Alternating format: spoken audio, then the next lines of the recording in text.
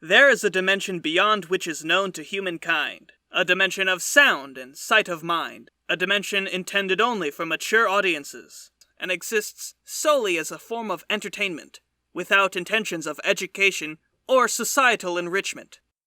It's a podcast. It's what you're listening to right now. It's a podcast. It's a podcast we call Lore Folk.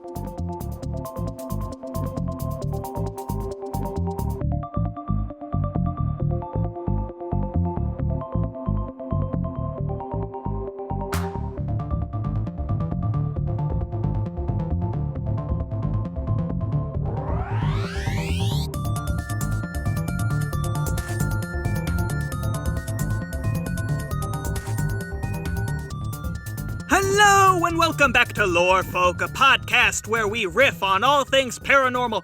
I'm your host, Aidan Kidd. And it's me, Maddie! In a fresh new year, I'm basically a new person. So if you don't recognize me, that's why, but it's still me. They might not recognize you because you are just a disembodied voice. Oh shit. Oh, well, I've reinvented my entire being, so you wouldn't know from just this recording, but I look different now. I'm here to fuck up your headcanon of what you think I look like. You look like Garfield now. I look like It's like me, whatever you were imagining, but add a few Garfield features sprinkled in there. And I look like Normal. Alright, what the fuck are we doing? It's the new year! Yay! It's a new dawn, it's a new day! It's a new life for me, and I'm Michael Bublé. It's been a long time since we've recorded a podcast, folks. It's been a hot minute. A hot, juicy minute, and so we need to talk about the fact that it's the beginning of a brand new year, which means that we must discuss Baby New Year. Baby New Year.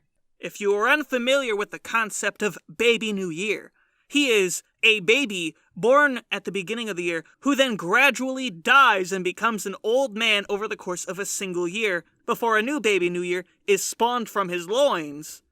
And he has to care for the child until I guess he dies later on in the mid-year. I don't know what the fuck happens to that dude at that point. Or if there's just a growing collection of weird old men in the basement of God. I think he dies on New Year's. Like, he's there on New Year's... no, he dies... Okay, it's New Year's Eve, he's there. The baby's there. He's showing him the ropes, saying, here's where we keep the snacks. And then at midnight, everybody else kisses. Baby's like, I'm a baby. And he dies. Because he's old. But hold on. Baby New Year, like every image I ever see of Baby New Year, he's being like cradled by fucking old Baby New Year, who's just like a dude now. Oh. So like, I thought he raised the boy. Oh. Yeah, but that's like for a day or a night.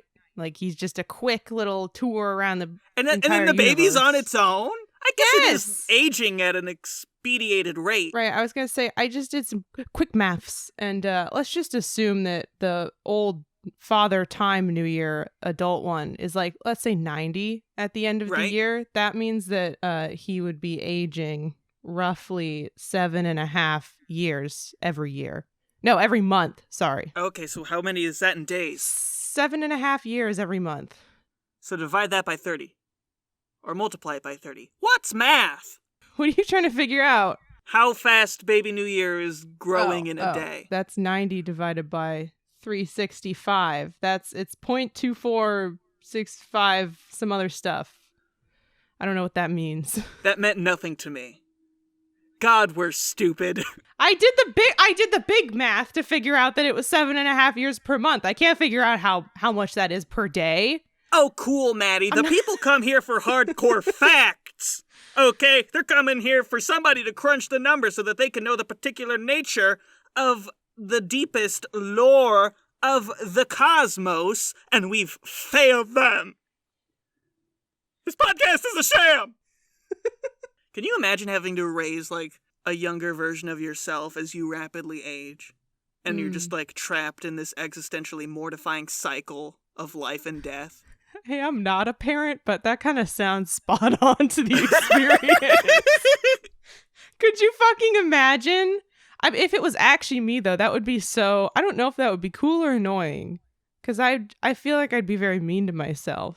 You know, when I did like cringy things in middle school, I'd be like, "You stupid bitch." I know how I behaved in middle school. Right? I'd fucking punt that loser across the creek. Like, I have sympathy for her, but that doesn't mean she's not stupid. So I don't know.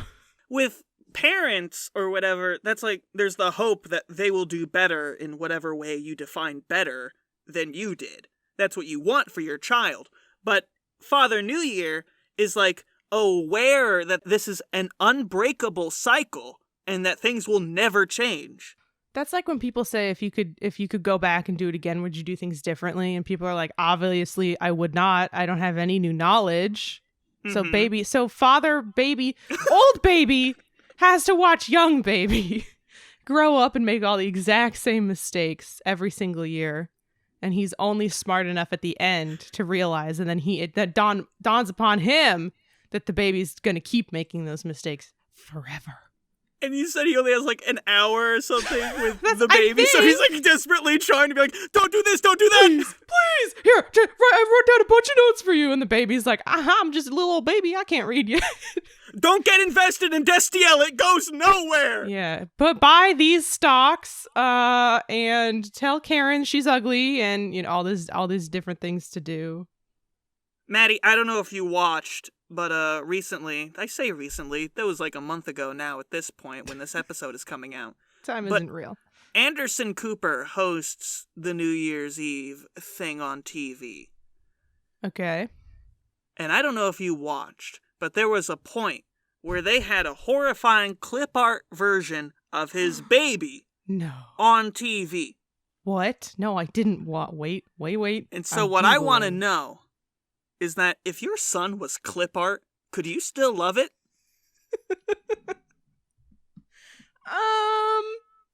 It depends what kind of clip art. If it's the fun, if it's like it depends what kind of clip art. Sorry, I want to start over.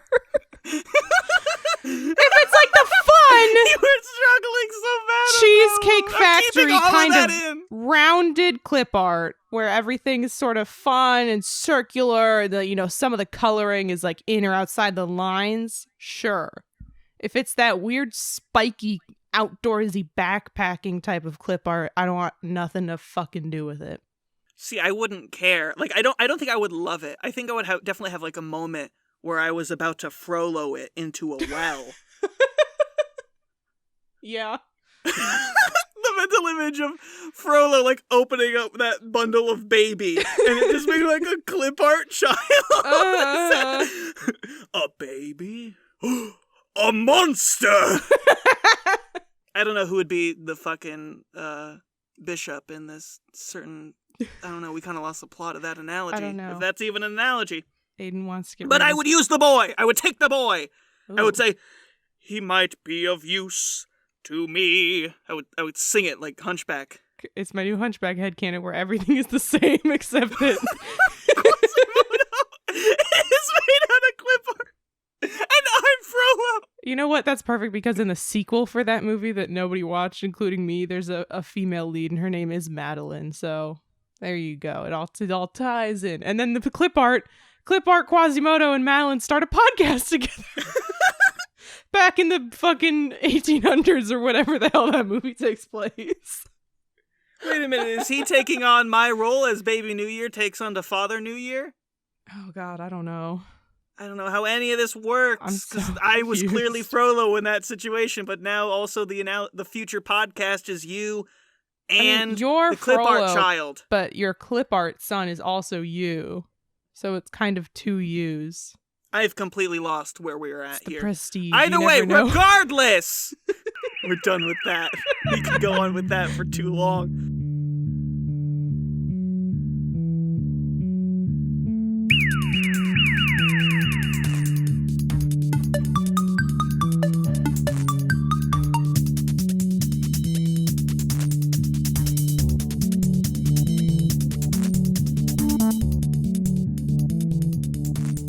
All right, here we are in the ad break. Maddie, say things about our Patreon. We have a Patreon, and you can join it and look at all the cool, neat, fun little extras that we'll make for you, like access to the music of the show. It's the only place you can listen to it, unless you're going to listen to the last 30 seconds of an episode on a loop. But why would you do that when you could just listen on Patreon? Or you can watch Aidan make his cool animatics. Wow. And it's almost as if by the time this episode goes out, there'll be 2 whole animatics exclusive to Patreon for the time being until they're actually published publicly on YouTube. And you can support us, because fuck it. Yeah! You like us, and this is fun exclusive New Year. This is the only way to support us now. We're changing our system. We don't have shout-outs. We don't have ads. So go to Patreon and make friends. Also, I've said it before, I'll say it again. There's a picture of Aidan's dogs. Maddie, give us an ad! Aidan. Hey, Aidan. Yeah. I forgot to write an ad for this one. Could you just give me one of yours, like some B-roll that you don't want? Yeah, here, take my notes. Okay, perfect. Thank you. This episode is sponsored by Despicable Me 3. That's right, it's coming back. Remove dog bones so you can hug them harder. Aidan. Okay, I'll try. There's one more here. What if a dog sneezed at such a high pitch that no one else heard it, and so no one said Gesundheit? That'd be fucked up, TBH. Aidan? Hey, Aidan. I'm not good at writing ads. I know coming to this as a person who didn't even have an ad, I can't really be mad at you, but what the fuck, dude? When do you write these? Like at midnight? Do you awaken? Oh, well past midnight. At 3 a.m. and sleep write these? A lot of dog-themed ones, too. What are you even selling here? Jesus Christ! It's a new year, Aidan. The people, they want content. They want ad reads. I need to be compelled by capitalism to buy something. I can't just think about dogs without bones.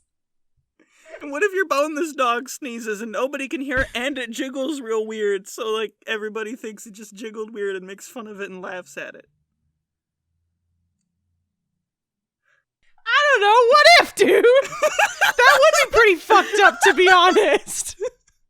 It's fucking stupid. Okay, let's just do the rest of the fucking episode.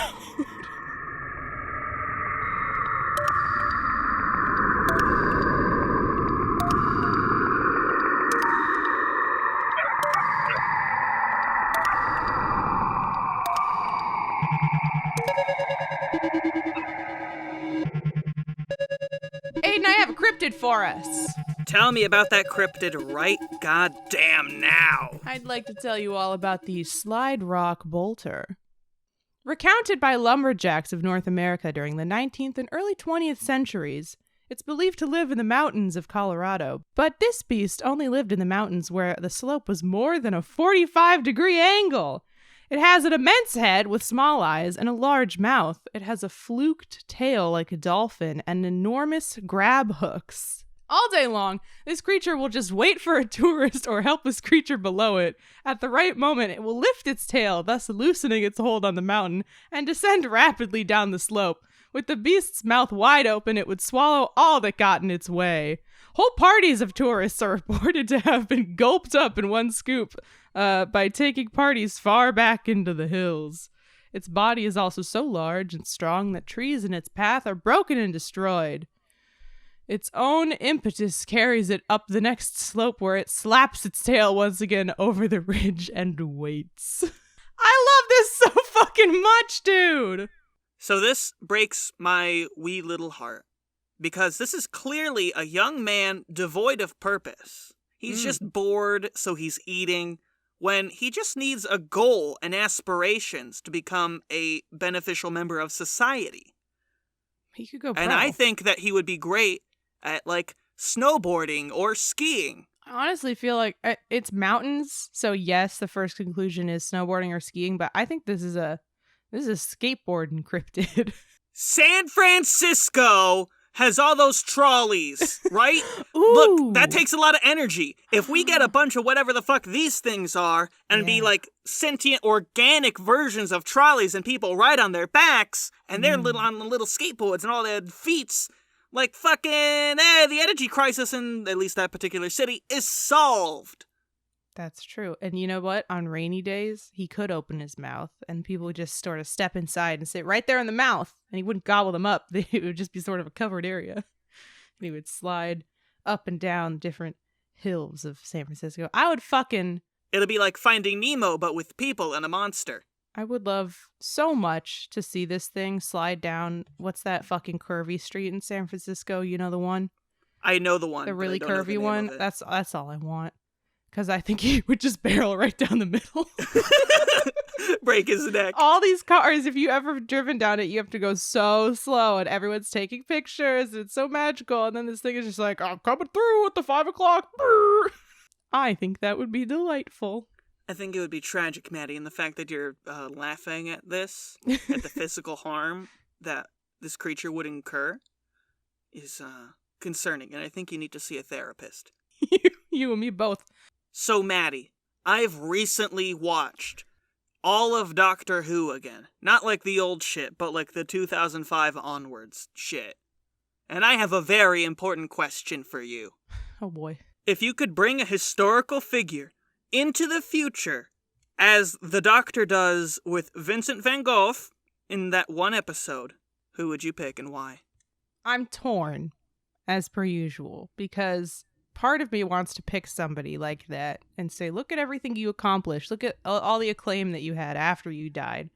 But part of me also wants to pick somebody who wasn't deemed problematic until they died and bring them back and be like, people fucking hate you now. Thomas Look, you're Edison. a fucking ass. Yeah, exactly. Somebody who didn't garner the hate they deserved in their lifetime and be like, hey, guess what, buddy? You're a fucking clown now. Welcome to the fucking TBS roast of Thomas Jefferson. Exactly. Or like Columbus. So when I first thought of this, I thought, oh, I'll bring back a bunch of like French revolutionaries and just kind of set them loose. Ooh. But then I decided that I'd much rather meet Rasputin. I want to meet Rasputin so bad. That weird, horrible Grease man. Yes. I need to know. Because I want to, you know what I want to do to Rasputin, Maddie? I want to try to kill him. I want to kill him so bad. Because that motherfucker would not die. No, he would not. But he ate a bunch of cyanide. He got shot, and only then did he drown after being thrown into a fucking icy river. I want to show him the Rasputin dance on Just Dance 2 for the Wii. We'll also show him Anastasia. He would like Anastasia because he's pretty cool in that movie. He is. He's a cool wizard, which is nothing like what he was like in real life. Okay, so we bring back Rasputin, we show him the dance, we show him Anastasia, Aidan takes a couple swings at him. Oh, more than a couple swings. It's gonna get elaborate. I'm gonna build like gauntlets and like giant traps. We could use him to safety test things. Like, instead of crash test dummies, we harness the power of Rasputin's inability to die. And like, hey, we got a new Ford Fusion here. Can you just get behind the wheel, Rasputin? Yes, of course. I will be unharmed.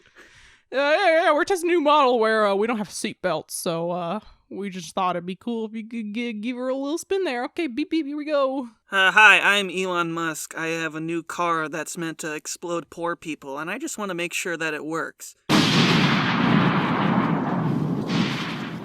I'm fine. I'm okay. Unscratched.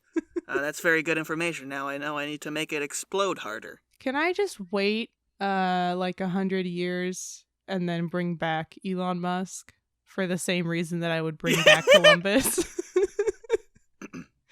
Hey, bud. How's your fucking mountain clock doing? Nobody likes you anymore. You know what? Nobody likes him now. Well, fucking Reddit dude bros do. You know what would be really fun? What? If we brought back Rasputin and Anastasia and they could just duke it out. We could bring, sorry, I've thought about Rasputin and Anastasia, but that's not really a good duel, but we could bring back people who famously have been feuding with each other, right? Dare I say Hamilton and Burr.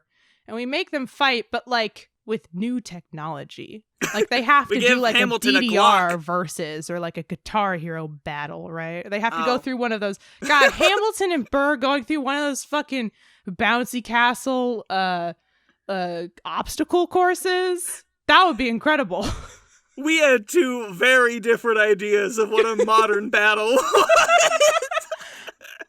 You're like, we should have him do Wipeout. And I'm like, duel to the death with a Glock. With a Glock, that would be fun too. I think to warm up, we can do all the fun little obstacle courses and Guitar Hero battles. And then... we have him play Russian roulette. See, but they've already fought each other with guns. Fine, we'll give him tanks or something. Yeah, okay, that's good. Give flamethrowers. All right, that's going to do it for this episode of Lore Folk. If you like what you heard, please consider liking and subscribing on the YouTube channel. We're almost at 1,000 followers at the time of the recording of this episode. We might already be there by the time Aidan. it comes out. What? Huh? What are you doing? I'm ending the episode. Isn't there one more thing we need to do? No. Is there something you're forgetting, young man? We don't have to do any of that Or shit. should I say, is there something you're forgetting, old man? Oh. Whoa, it's me, the birthday clown. It's your birthday, Aidan. Here I am. I sing my song, I do my dance. I put some baloney in my pants. I'm like Yakko from the Animaniacs. That was fucking terrible. Why would you do that to me? Why would you sing that at me, you heathen? 'Cause it's your birthday and I'm the birthday clown. Woo! Yeah, well, guess what, birthday clown? Back off! You don't apply to me. Your cursed stench and putrescence shouldn't be anywhere near me, because I was never born! What?